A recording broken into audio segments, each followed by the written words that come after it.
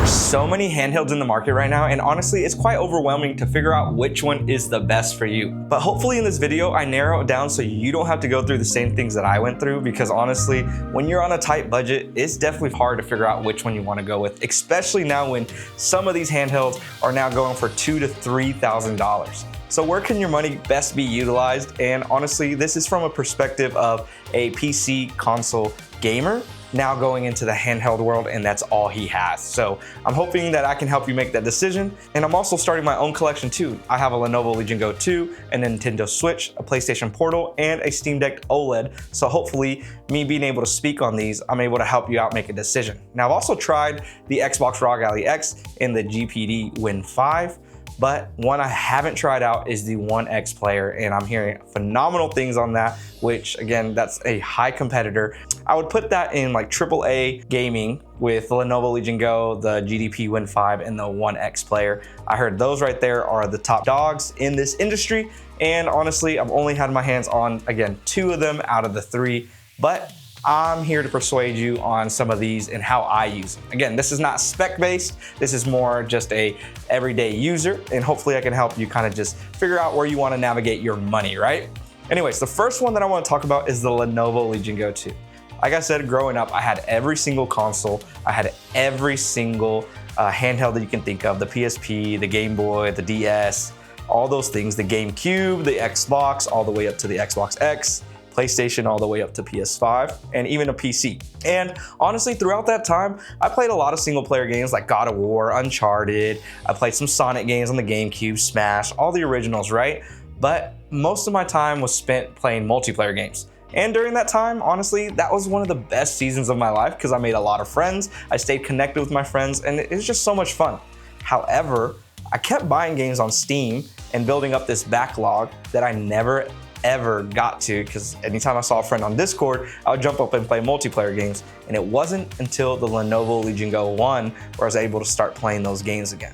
And someone reminded me about Elden Ring, purchased it and played it, and hands down, it's the best game I've ever played and my favorite game of all time. And that translated over to why I love the Lenovo Legion Go and why I decided to purchase the Lenovo Legion Go 2. Now, luckily, I bought it at $1,350 rather than that $2,000 price tag it's at, and I love it. And again, this is what it looks like with Elden Ring on there. This game is phenomenal, and it's helping me catch up my backlog, and that's been so important to me. And now that I don't have a console anymore, I'm just relying on these handhelds. I absolutely love it. And I know it's not reasonable to have every single handheld out there, or especially as many as I have, but I wanna show you how I use each and every single one of these. So the Lenovo Legion Go 2, I play my AAA games on this. So that's my Elden Ring, that's Cyberpunk, that's Red Dead Redemption, or any game that I wanna play that is a multiplayer game like Call of Duty, Apex, things like that, where I can play with my friends, because I keep this on Windows. I don't jump over. I do have Bazzite on it because I wanted to test it out,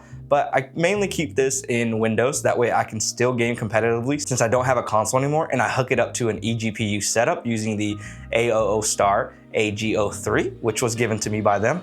And then also, I like to play just the nice AAA games that look phenomenal, like Crimson Desert. I love these type of games on here, and that's what I choose to play. Now, on the flip side, this thing costs so much now, and I don't feel comfortable taking it and traveling with it. And I know that sounds silly because that's what they're for, but that's where my Steam Deck steps in. Now, the Steam Deck is something that I only bought because of the hype. I kept seeing YouTube videos come right back around on this Steam Deck 5 years later. And honestly, I had to figure out why people were kept saying that, like, this is one of the best handhelds that people still kept going to. And once I got my hands on it, I saw why. The Steam Deck has the best user interface out of any handheld, in my opinion. It's just so easy to boot up. This is what I believed and what I envisioned console gaming going to handheld would be like. So that is exactly how the Steam Deck handled, and it was so good, and it's honestly perfect.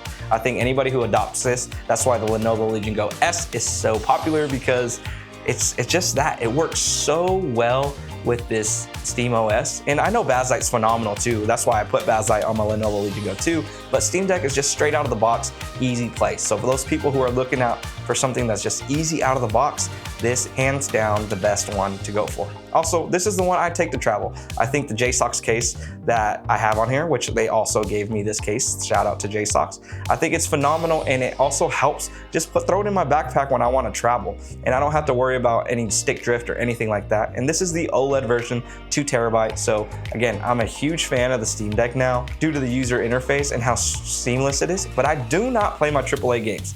I typically only take this on the go when I have some time. And I know when I'm on the go, I don't purposely leave the house just to play the Steam Deck. It's when I have some time. And I typically play like indie games on this or some emulation games on here. Nothing too heavy, but it is nice to have, and it's nice to just continue whacking at that backlog. Now, the next one I have is the PlayStation 5 Portal. Another one that I bought for only $150 just for the hype. I wanted to see why people were bringing back the PlayStation 5, and that's because they updated the software from launch. So when it first launched, this thing did not play any games other than what you had on your PlayStation 5. So if you didn't have a PlayStation 5 at all, you couldn't even connect to it. And honestly, that was just terrible because I got rid of my consoles once I had the Lenovo Legion Go 2.